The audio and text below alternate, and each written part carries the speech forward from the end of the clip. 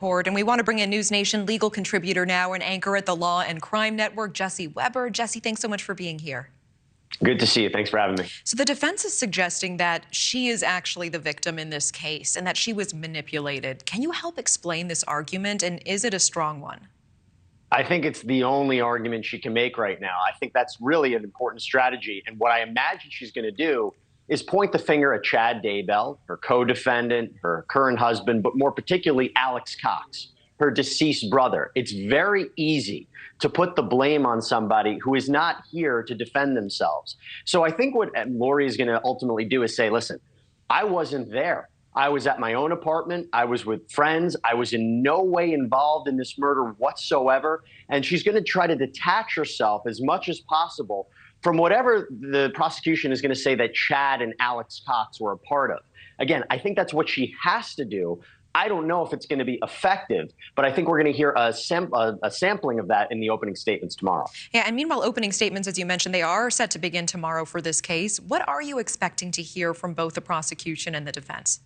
So opening statements are so important. They're some of my favorite things in a trial because this is, if you put yourself in the minds of the jury, this is the first time they hear about this case. It gives the opportunity for both sides to present their story, their version of what happened. Particularly important for the prosecution. This is their case. They have the burden to show it. They need to show that Lori Vallow Daybell was just as much a part of what happened to these kids and Tammy Daybell as presumably Alex Cox and Chad Daybell. So they really have to outline for the jury what they are going to hear in terms of evidence and testimony. Now, it's going to be up for the defense to say to the jury, wait a second, you just heard the prosecution. We need you to keep an open eye here. We need you to keep an open ear and keep yourself open to what these other possibilities can be. There is reasonable doubt in this case. Do not make a conclusion because we have more to present. So it's the first step for both sides to lay their groundwork moving forward. And in the coming weeks, the prosecution will need to lay out how Lori is directly connected to her children's deaths.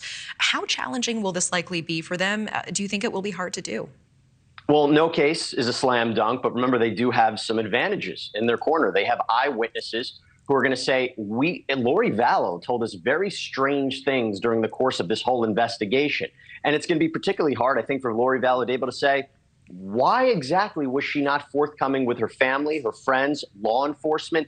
That's going to be difficult to explain. But we also know the prosecution has star witnesses like Melanie Gibb and also Colby Ryan, who said, they were pleading with this woman, what is going on? And they didn't get a good response back. So as much as Lori Vallow is going to say, or what we imagine she's going to say, that she was the one who was manipulated and lied to, it might be difficult for a jury to accept that when we imagine the prosecution has a lot of evidence in their corner. And let's talk about the jury, because the jury selection was challenging, right? Dozens of people dismissed because of the intensive media coverage and knowing about Lori in this case, ultimately leaving 10 men, 8 women. How will intensive media coverage likely impact this trial?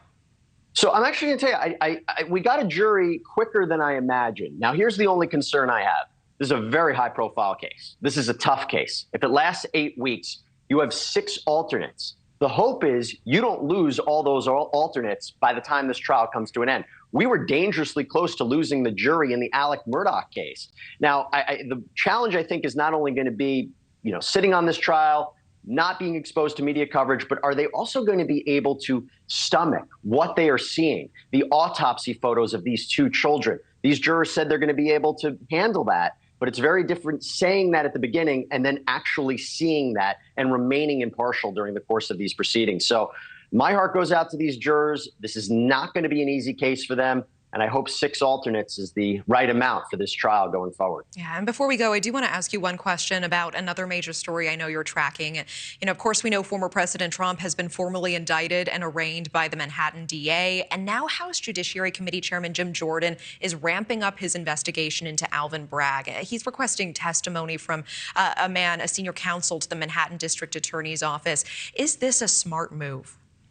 Well, legally, I'm not sure how far he can actually push it, right? The idea of Congress getting involved in the affairs of an elected prosecutor, it's a little bit unprecedented. I'm not sure if he's going to be able to withstand a legal challenge if Bragg fights back. But from a political point of view, I can understand it. Like I've said it before on this program multiple times. Out of all of the cases going forward against former President Donald Trump, the New York case, in my opinion, is the weakest. Thank you for watching. Go to newsnationnow.com to find News Nation on your television provider. And don't forget to click the red subscribe button below to get more of News Nation's fact-driven, unbiased coverage.